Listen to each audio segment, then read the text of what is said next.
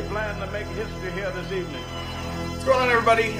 Week 9, the NFL, the Halloween edition. This is the night before Halloween. I doubt this video will get up before the Thursday night game. We have a black cat. He is back. He's still alive.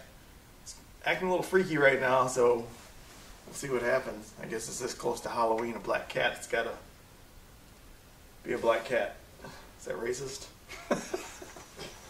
Yeah, look at long and hard. Last week I couldn't tell you.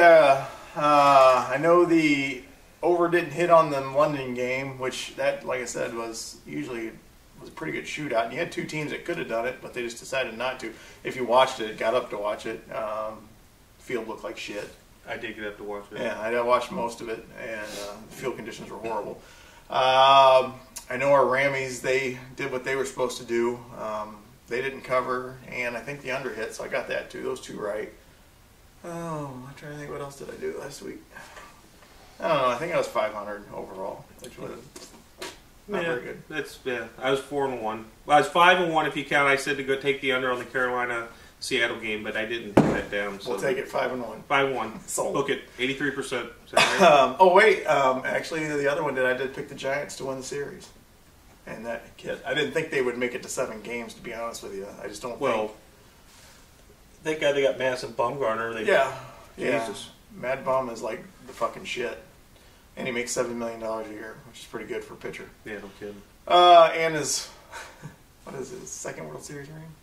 Did he get all three? Third. Yeah, he was there in 2000. He was a rookie, I think. God damn it. This must be awesome. He's got a .25 ERA in the World Series appearances. It's just disgusting. Yeah. And I was actually very, very happy to see that happen. If you follow us on Twitter, follow me on Twitter, @STLJasonLee. Last thing I think I tweeted out last night is, like, as a 15-year-old boy in 1985, I watched my team get effed over. I hope something horribly goes wrong for the Royals tonight. Did you really? Yes. I did not want to see them. Hey, Instant Replay got that one call corrected on the slide at first. Who slides at first like that? It made no sense to me. I was so hoping I could see just some 15-year-old kid in the crowd just crying last night, just to make up for my pain 29 years ago. Well, way to give your age away. Mm. Yeah, I was like 3 when he was graduating high school when we met. Yeah. Something like that. So I got my wish there, and what the funny part is, to back up my wish, I actually put money, not much, just a little $5, because all I got to do is just put a dime on you, and you're not going to win. So I actually put money on the Royals to win last night, and my wish came through. Came true. They lost, and a bunch of little heartbroken little 15-year-olds in Kansas City are crying their eyes out. So fuck you. I wish you had some good hate mail from KC fans. Oh, fuck them. I wish they would, too. I'm kind of sick of their shit. I just don't see them getting back there. They don't hit for what They have. I would be more concerned about their pitching right now. Ventura looks good, but you've got Vargas, Guthrie. Obviously, Shields is good, but I'd be a little more worried about the starting pitching. James Shields is good, but was his ERA in the postseason like 8 or something? Yeah. It's just something horrible, and I just don't see him making it back there. That being said, they'll probably win the next 5, but as long as the Cardinals get a chance, that'd be kind of cool. All right, let's go ahead and get started. Enough World Series talk. I'm going to go ahead and get it started. I'm going to go ahead and just go all big spreads this weekend. We're going to see how we do. From last year, I was horrible at these double-digit spreads, but I'm going to just go ahead. There's a few of them this week, and I'm going to tackle them all. First off, I've got the Jacksonville Jaguars going to the Cincinnati Bengals. The Jaguars are 11-point underdogs on the road. The Bengals eked out a victory, I think, last week in Baltimore, which I didn't see coming. It was in Cincinnati. In Cincinnati, but against Baltimore is what I meant to say. I did not see that happening at all. I really thought Baltimore was going to go in there and handle them pretty handily, and they didn't do that. Fuck you, Flacco. Well, actually, fuck you, Flacco, and thank you, Flacco, because that Flacco was a quarterback that we were going against in fantasy football, which we'll get to later. But I'm going to go ahead and take the Jacksonville Jaguars and give me those 11 points. The Jaguars' defense has improved. They've actually kind of stymied the last 2 out of 3 quarterbacks that they faced. Tannehill. No, you know what? I take that back. The last 3 quarterbacks they faced have not done very well. Tannehill, I think, got a garbage touchdown late in that game. But other than that, actually, Jacksonville's actually held him kind of in check. So go ahead and give me the Jacksonville Jaguars plus 11. but I am going to take the under at 43.5. My first game, we've got the Washington Redskins playing at Minnesota. Minnesota's favored by 1 whopping point. I think from what I've seen, sounds like Robert Griffin may start this week. He may be back. You've got Washington coming off a big road win at Dallas. It's their rival, and it always seems to be a close game no matter what. Minnesota won in overtime on a defensive touchdown at Tampa. I'm going against my better judgment here, but I look at everything and I go, you know what? Washington played a great game at Dallas, but that's a rival. They're always up for that game. I'm looking for a letdown this game. Minnesota at home, they play better.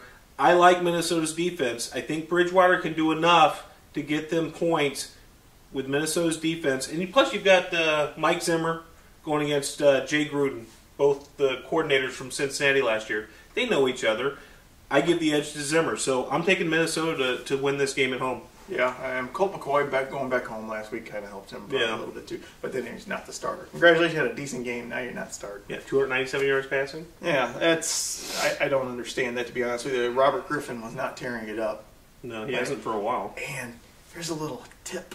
Robert Griffin was picked up by us last week. I'm glad I took Minnesota. Good play on the Minnesota. Yeah, wish you told me that before. All right, next up we got the Jets going to the Kansas City Chiefs. The Chiefs manhandled the Rams last week. The Rams lost some key players. Their offensive line was in tatters. But the Jets are in kind of the same down spiraling airplane ride right now. Go ahead and give me the Chiefs -10 at home. And like last week, which the Rams, I almost got pissed off. They almost came back and got a couple shit-ass touchdowns there at the end. And they would have went over last week, and I'm glad they didn't. But I'm going to go ahead and take the under 42 in this game, too. Look for it to be a kind of a one-sided game. There is a chance at a backside cover, which could piss me off, but I'm going to take a chance that there's not. The turnover woes will continue for the Jets, even with Michael Vick as a starter. I think he lost the ball a couple times and looked for a pick. So it's not going to be pretty for the Jets. Give me the Chiefs -10 and the under at 42. Yeah, and I actually have that game later on. I'll go and do it now. I've got the under in this game. I didn't do the spread, but I did take the under. I took under 42. You look at the Jets. They've got to find a quarterback. Does Vic have anything left in the tank? Because Geno Smith, it doesn't seem like has anything. Kansas City, they looked really solid last week, coming off a bye. Or not off the bye. They played San Diego the week before. I like the game plan. Their bye was last week against the Rams. Yeah, basically. I just see the Jets have a good defense. Not great, but a good defense, especially on the defensive line. But I can't put any faith in their offense. If you don't have someone that can throw the ball around, it doesn't matter what you can do. And they don't have, top-tier running backs or anything. Ivory has not run the ball very well. He did get a score last week, right. But he's not putting a lot of yardage. I just don't see this being a high. I see 23-10, something like that. But I like the under in this game. So yeah, and even Corey Ivory to me actually looks like he's running hard. Chris Ivory. Who's Corey Ivory? Am I getting Corey somebody and Chris Ivory mixed up? I'm fucking horrible with names. I mean, I know who I'm talking about. Just fucking horrible. But yeah, no, because he's a guy that's on the team. He's a teammate. And so I've watched a couple of his games. He's moving. I mean, he looks like he's running hard. It's just, I don't know what the fuck's going on there. Hopefully he gets more involved. He puts up, 10 points a week. But, he got lucky with the touchdown last week. Oh, next up are St. Louis Rams. And they're in trouble. They actually did add somebody that was a decent player from what I'm understanding. Just didn't play well in the Tampa offense or defense. Mark Barron, a safety, which they need some help in the secondary. Oh, but there's nothing you can do, even when you bring in a guy like Austin Davis, who has some legs, can get out of the pocket, can make a play. When you're just running for your life constantly, it's going to catch up to you. And now you take out a receiver like Quick, who hadn't done shit in the last 2 or 3 weeks, just because I think people have learned that, kind of cover him and you make everybody else make a play. This running back by committee, you look like you had some guys there in Cunningham and Trey Mason. When they've got nowhere to run, I mean, Trey Mason, I'm just surprised he's just not. Yeah, I watched him against Missouri run for what? What did he run for again? In that, it was over 300 yards. It was 300 yards. That was the last game he played before he went to the pros. And no, it wasn't. Second to last game before he went to the pros. But there's just nowhere to go. This offensive line is just beat up, and you lose Jake Long, which. Was he playing that well? No. Yeah. He's not this all-star caliber he used to be. Yeah, and you lose Quick, the big wide receiver. I just see the 49ers just teeing off. I mean, this is a game where they're just going to just go after Austin Davis and make him make plays, but he's not going to be able to because there's no playmakers on the other side that he's throwing the ball to right now. And they're still running that bullshit where they're running the little guy up the middle. It just blows my mind. You draft this guy a few years ago, and I can't even fucking think of his name right now. Zach Stacy? No. Who are you talking about? The receiver, the little guy. Oh, Tavon Austin? Tavon Austin. You're running him up the middle from the backfield. I mean, the guy's like fucking 5'9" or something like that and 180 pounds. It's just not going to work. Give me the Rams to just get blown out in this game. Give me the 49ers minus 10.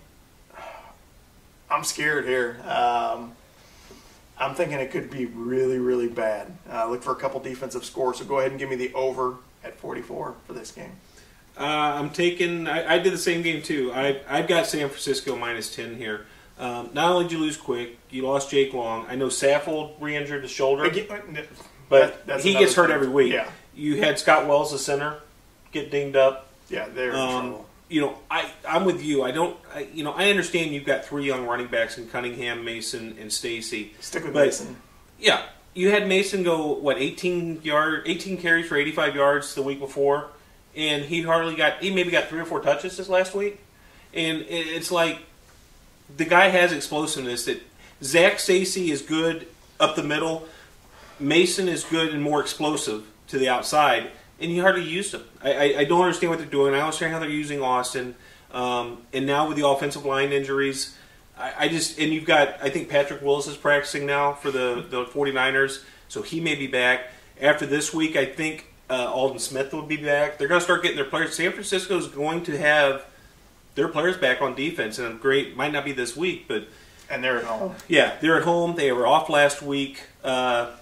This is a big game because you're not only worried about keeping up with Seattle, you've got the Arizona Cardinals at 6-1, and they're not looking like they're going to lose anytime soon. So I got to take San Francisco here. I think I agree with you. I think it's going to be a very poor game to watch if you're a St. Louis fan. Yeah, last week was ugly, and the Rams yesterday had a walkthrough because they couldn't practice because everybody's so banged up, and then they did yoga. It's funny you mentioned Mark Barron because from what I've read up on him, he's very good against the run. I think he was the second leading tackler for Tampa Bay. He's a good run safety. We've already got one of those, T.J. McDonald. How are they planning on using some of these two in the same? If you do, you're opening yourself up to the pass game. Because they're not great pass coverage guys. So we'll see what happens here. But I think it was a good pickup. It doesn't hurt to have the depth there, but. And then they got a 2 and a 4. I'm like 4 to 6. 4 to 6. Yeah. Even that, the way the Rams draft, I'd much rather take a semi-proven talent than just go. I mean, they got guys like Trey Mason was there, or whatever. Mm-hmm. He finally got to the field. Their first-round pick. Isn't Robinson playing left tackle this week? He might finally be playing. I think that might finally, be but that's your number one guy, and he's finally making the lineup just because of injury. It's just like it's ridiculous. Zach Snead, you're a genius. And your wife's a cunt. I can't stand her. I never met her. I do it. I listened to her today, and she's on 550. She's on 550 right after a show, and I can't stand her fucking wife. She used to be an NFL reporter, Tara Snead. I forgot her name. She's just a pretentious bitch. I can't stand her. But I can say anything I want because I don't have season tickets anymore. I got rid of them. He's not a rights holder anymore. Next up, we've got the Seattle Seahawks at home against the Oakland Raiders.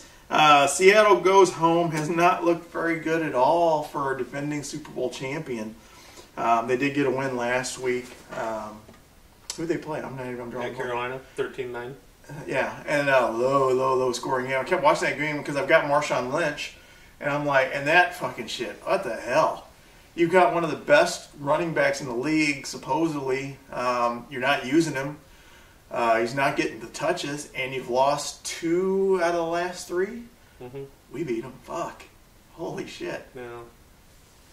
No, we didn't beat him, or we did. Yeah, we did. Yeah, we did beat him. And then who did they lose to before? They lost at home to Dallas. Last at home to Dallas. Dallas is, after that first game of the year against San Francisco. Fuck. Where the hell did that come from? But then, I'm going to talk about it here in a second. But anyway, Seattle's going home. 15 fucking points in the NFL. Just seems like a lot. I watched the Oakland Raiders cover against San Diego a couple weeks ago. And then lose by 17 at Cleveland. By 17 at Don't just bury it. Don't yeah, that's a hard game to play when you start doing that. It's like, well, they beat these guys, and then they beat this guys, and then you just end up just wanting to strangle yourself because you have no clue what's going on. But go ahead and give me the Seattle Seahawks at home, minus 15. My man. Yeah. Oakland Raiders are not that good of a team. They've gone through coaching change, whatever. Under 43.5? Yeah, no, give me the over. I did the same game. I took Seattle. They have not played their best football the last several weeks. They're going home. I expect them to probably return with a little chip on the shoulder, come out, have a great game against maybe one of the worst teams in the NFL right now. Because their fans are just struggling right now. Them and the Jets, and I guess you can put the Rams down there too. I mean, we've got 2 wins. But yeah, I just don't see Seattle having a problem in this game. I see it getting, carried away pretty early. So give me Seattle. All right, that's all I got. Oh, that's all you got? All right, my last game. We kind of talked about these teams. You've got Arizona going to Dallas. Dallas is favored by 3 points. Not 100% sure if Romo's playing or not. It does make a difference because even though Whedon came out and did have a touchdown drive, I'm not impressed with him. DeMarco Murray, what can you say? Guy's a beast. Yeah, just having a hell of a year. But I think you saw the Dallas defense get exposed a little bit. And when I look at Arizona, Patrick Peterson injured, don't know his status yet. But I think Dallas is susceptible to the deep ball in this game. And you look at what Arizona did last week. They had an 80-yard touchdown pass to Fitzgerald. Palmer seems to be really playing well since he's come off injury. Who would have thunk that? Yeah. But when they got Palmer, I'm like, great. Yeah, he's playing well. I mean, so I like Arizona in this game. They're getting 3 points. So I'm going to take Arizona in this one. I just Dallas a little banged up. They had a great run there in the early, and it doesn't mean they're done and it's over. I see Arizona as a team to beat in the West right now because Seattle hasn't looked great, San Francisco hasn't looked great, and we're not going to talk about St. Louis. So I like Seattle plus 3 here. Arizona plus 3. Yeah, actually, I was looking at that game. I was thinking the same thing. And actually, I thought... Well, then I'll take Dallas. No. Oh, all right. Is that all you got? Mm-hmm. All right. The YouTube Prognosticator League team, B Daddy J here, actually got another victory. We're 3-5 and only 2 spots out of first place right now. I know. So the first place team's 5-3? First place 5-3. We actually knocked off an undefeated team last week. Thank you. We played there's 2 divisions. See, in the divisions here, they have AFC and ESC. Oh. This thing is... I was like, how are we 2 games out of first place if we beat an undefeated team? The division we're in actually, I think, has the better teams. If you can just look by the points for and the points against, and then that other league's just a bunch of bullshit. But they own it at 7-1. That's the team I was ripping on. Said, is this team that good? We beat them. So suck it. We should have been 4-4. Hold on, let me ask. Who was our starting quarterback? Our Tannehill. Oh, against Jacksonville. That's how I knew that's how I knew my in-depth knowledge on Tannehill. Why aren't we playing Andy Dalton this week? We couldn't get him. No. We couldn't get Why him. didn't you trade for him? Dude, we are waiver wire motherfucking wonders right now. No, he is. I don't even know who's on our team. Yeah, come on. You're the B in Daddy J. That's like you say, I'm the B and J. But yeah, look for us. We're playing the last place team in the other division. They're 1-7, so we got another chance to get another victory. I said and they're probably doing a video right now. Go, how are these guys 3-5? Dude, we got a good team. We got a good. Look at this fucking shit. Our team, after hitting the waiver wires, and now we're only talking. We got Tannehill, Put some decent point plans in Are here. you kidding me? We got Marshawn Lynch. We got that Corey Ivory guy, Chris Ivory. Andre Johnson, Deshaun Jackson. We have Sanu. As long as AJ... Yeah, Sanu's having a good year. Yeah, as long as he doesn't come back. Antonio Gates. Suck it. And we got Hillman. As long as Ball stays out of the picture, we just we're fucked once everybody comes back. And then we got the Bengals defense this week. We did pick them up. And then Cody Parkey. He's my little wonder wire, or my waiver wonder wire. You picked up Cincinnati's defense for this week? Yeah. I've been doing, I'm like 2.5. Wait, you think they're going to take care of Jacksonville even though you took Jacksonville to cover 11 points? You're hedging your bets. No, because didn't I say for the under for that game? I'm looking for a low-scoring game there, which makes sense.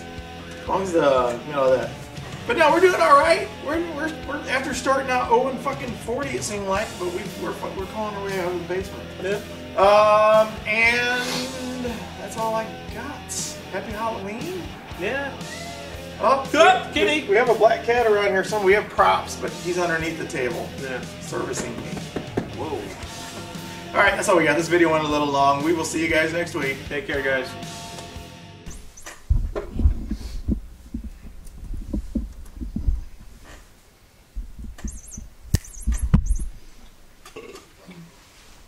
What do you got for the NFL? 5.